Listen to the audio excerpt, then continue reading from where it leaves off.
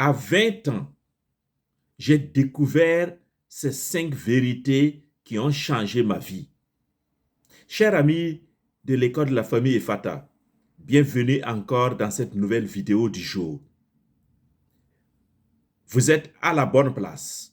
Si les relations amoureuses et conjugales, la vie de couple vous intéresse, vous êtes réellement à la bonne place. Abonnez-vous, restez connectés et mettez les j'aime et les commentaires. À 20 ans, j'ai découvert 5 vérités qui ont littéralement changé ma façon de voir la vie. Oui, retenez cela. Je vous livre tout mon cœur aujourd'hui.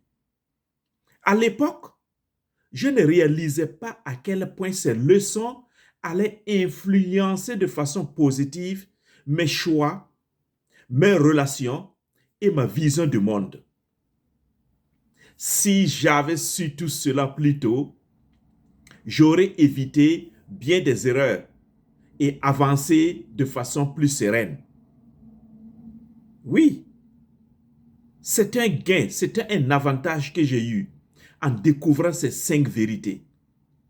Et aujourd'hui, je veux partager ces 5 vérités avec toi, avec vous qui me suivez, car elles peuvent vous aider à gagner du temps, à éviter certains pièges et à vivre une vie beaucoup plus épanouie et épanouissante. Alors, je vous invite, prenez des notes, car ce que je vais vous dire pourrait bien transformer votre manière d'aborder votre avenir. Si vous êtes déjà d'un certain âge, ne pensez pas que c'est fini pour vous. Il n'est jamais trop tard de bien commencer. Votre avenir ne sera jamais derrière vous. Alors prenez des notes. Et ceux qui ne sont pas encore abonnés, parce qu'il y a beaucoup qui me suivent et qui ne s'abonnent pas, aujourd'hui, je vous invite de façon claire, abonnez-vous et activez la la cloche de notification pour recevoir toutes les notifications de mes prochaines vidéos, les lives ou les vidéos que je vais poster. Alors, êtes-vous prêts à découvrir ces 5 vérités de vie essentielles? Alors, c'est parti. D'abord, pourquoi 20 ans? Vous pourrez me demander pourquoi je dis à 20 ans. Vous savez, à 20 ans, on entre dans l'âge adulte. On prend des décisions majeures. Par exemple, les études, la carrière, les relations et l'indépendance ou l'autonomie. Ce sont des décisions importantes que l'on prend à cet âge-là. Et je bénis le ciel, je rends grâce à Dieu, j'ai découvert ces 5 vérités-là à cet âge-là. Au moment où je m'engageais vraiment dans l'âge adulte, au moment où je devrais prendre ces décisions cruciales pour mon futur. Et cela, ces 5 vérités-là, ont eu un impact tellement positif dans ma vie qu'aujourd'hui, je suis plus que motivé à les partager avec toi. Quelles sont ces 5 vérités-là? Première vérité. Quand je dis première vérité, ce n'est pas par ordre d'importance. Non, non, je les ai simplement énumérées comme ça. Non. Voilà, n'allez pas dire que la première vérité est plus importante que la 5e. Non, non, non, ce n'est pas ce que je voulais dire. Mais ce sont des points seulement pour que vous ayez les 5 vérités. Donc, vérité numéro 1, c'est que l'amour seul ne suffit pas à réussir une vie de mariage. Je reprends cela. L'amour seul ne suffit pas à réussir une vie de mariage. Lorsque j'avais 20 ans, beaucoup de jeunes de mon âge ont tellement misé sur l'amour. Le cœur bat parce qu'on sort de l'adolescence et de la puberté, tout ça là, et le cœur bat tellement. C'est l'âge 20 ans, voilà, et on a les grands rêves et on pense aussi aux relations amoureuses parce que le cœur bat, c'est normal. Et beaucoup de jeunes de mon âge ont tout misé sur l'amour. Oui, garçons comme filles, ils ont tellement misé sur l'amour, croyant que l'amour seul allait sauver leur relation et leur mariage et leur couple plus tard. Mais ils ont été vite rattrapés par la vie. Ils ont vite compris, à travers les échecs même des différentes amitiés. Ils ont essayé même des relations amoureuses avec telle fille ou tel garçon. Ils ont tapé poteau. Parce qu'ils savaient bien et bien qu'ils aimaient telle fille, ils aimaient tel garçon. Mais pourquoi ça n'a pas marché? C'était l'amertume, c'était le regret, c'était les pleurs, les grincements de dents. Mais j'ai eu la chance d'apprendre que seul l'amour seul ne suffit pas à réussir une vie de mariage, car une relation se construit par autre chose dont je vais parler plus tard. Oui, cette vérité-là, mettez ça dans votre tête jusqu'à 500 ans. L'amour seul ne suffit pas à réussir une vie de mariage. Il faut autre chose pour s'ajouter à l'amour. Deuxième vérité, c'est que le mariage est une communauté de toute la vie. Oui, dans le code des personnes et de la famille, ça c'est la version civile, il est dit, dans la définition du mariage, le mariage est une communauté de vie. J'ai eu la joie et la chance d'étudier le code du droit canonique, c'est-à-dire le droit qui régit la vie de l'Église catholique. Et j'ai découvert là, dans une des définitions du mariage, le mariage étant la communauté de toute la vie. Vous voyez la différence? Dans le civil, le code des personnes de la famille, il est dit communauté de vie, tout court. Ici, on dit communauté de toute. Faites attention au mot toute. Toute la vie. Ça veut dire que il n'y a pas de divorce. Il n'y a pas d'arrêt, sauf en cas de mort, en cas de décès. C'est pourquoi l'Église catholique parle de l'indissolubilité du mariage. Et je suis parfaitement d'accord avec ça. Oui. Et l'Église catholique va donner les moyens nécessaires pour que le mariage perdure jusqu'à ce que la mort vous sépare. Dans le code de personnes et de la famille, ils ne donnent même pas les voies et moyens. On dit que la communauté de la vie de vie, mais quels sont les moyens? Évidemment, eux-mêmes, ils programment le divorce. Comment voulez-vous programmer le divorce et l'éviter? Ce n'est pas possible. C'est pourquoi j'ai dit ici, nous voulons construire la communauté des familles Efata, les familles où il y a zéro wawawa et zéro divorce dans les couples, parce que j'y crois. J'y crois. Donc, j'ai découvert cela. Le mariage est une communauté de toute la vie. Et cela a changé de façon radicale ma vision de l'amour, ma vision de la relation. Ça m'a permis de comprendre que je ne peux pas jouer avec une relation que je crée avec une fille. J'ai vite compris que je ne peux pas laisser une fille jouer avec la relation que je suis en train d'entretenir avec elle. Et à chaque fois, à cet âge-là, j'avais pris l'habitude de dire ça aux filles-là. Non, je ne m'approche pas de toi pour m'amuser. Parce que ma vision était claire. L'objectif était clair, les amis. Vous voyez? Et ça, c'est très, très, très, très important. Si tu conçois le mariage comme simplement une communauté de vie, ça veut dire que tu es en train de programmer toi-même ton divorce, ton échec. Et tu n'auras pas les moyens pour cela. Et puisque dans ta tête, c'est programmé et pour un temps, donc de façon temporaire, ça va s'arrêter un jour. Mais lorsqu'il est vu comme une communauté de toute la vie, cher ami, à l'école de la famille Efata, on te donne tous les moyens nécessaires pour y arriver.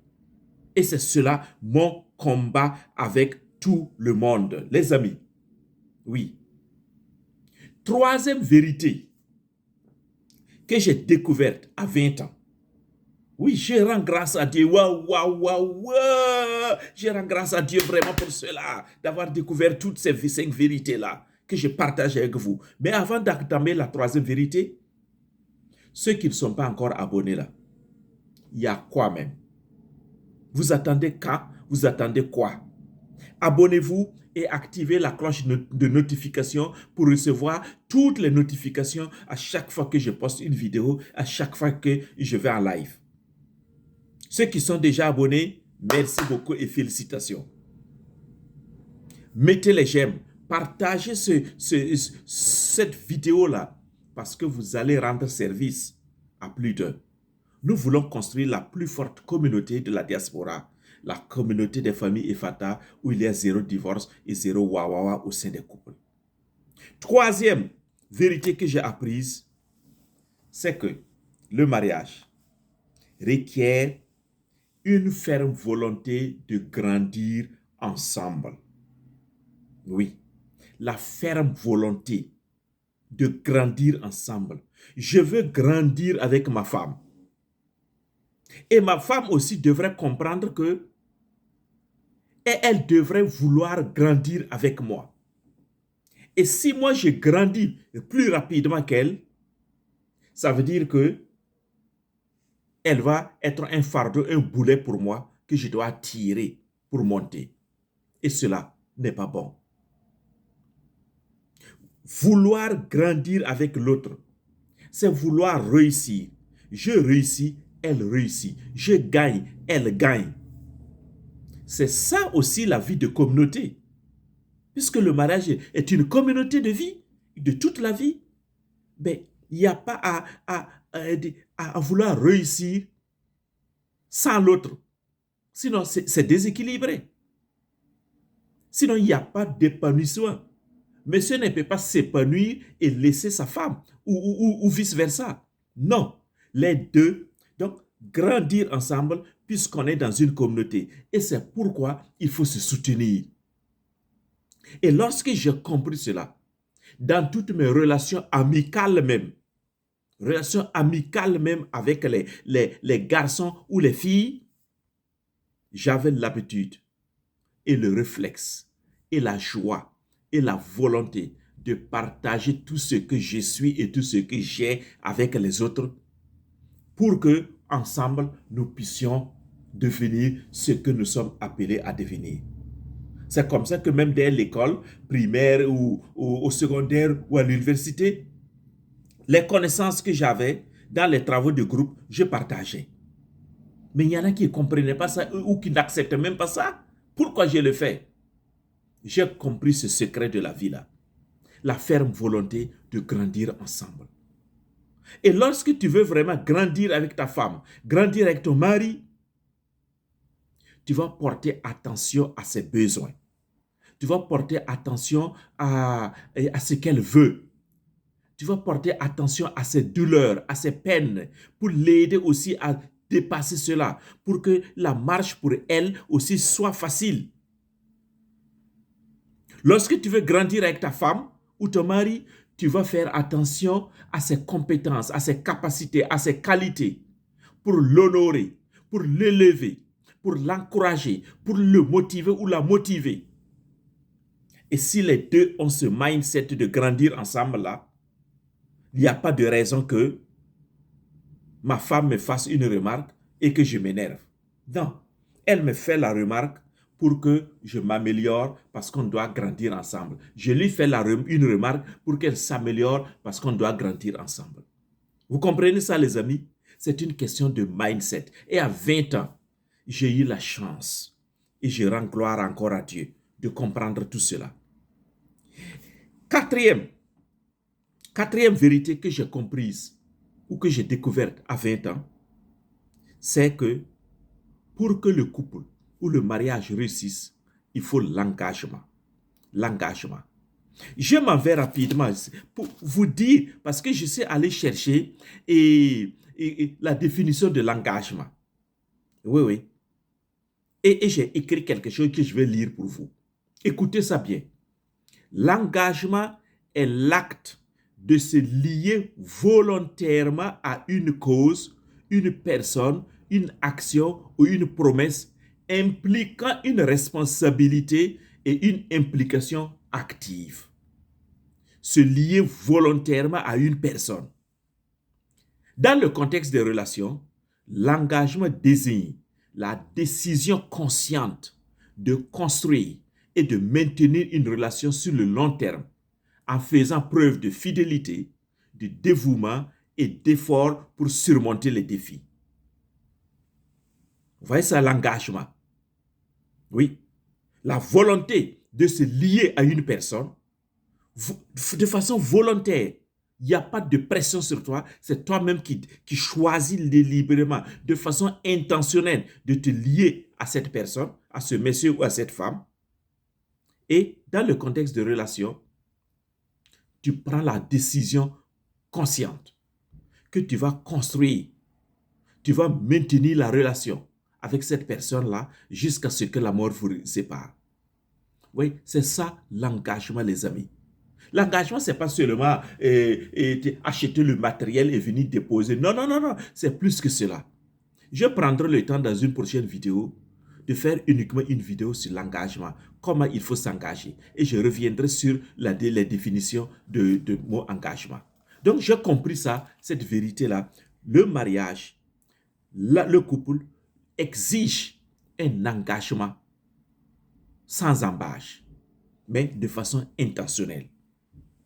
Cinquième et dernière vérité que j'ai découverte à 20 ans, c'est que pour que le couple ou le mariage réussisse, nous avons besoin de compétences relationnelles.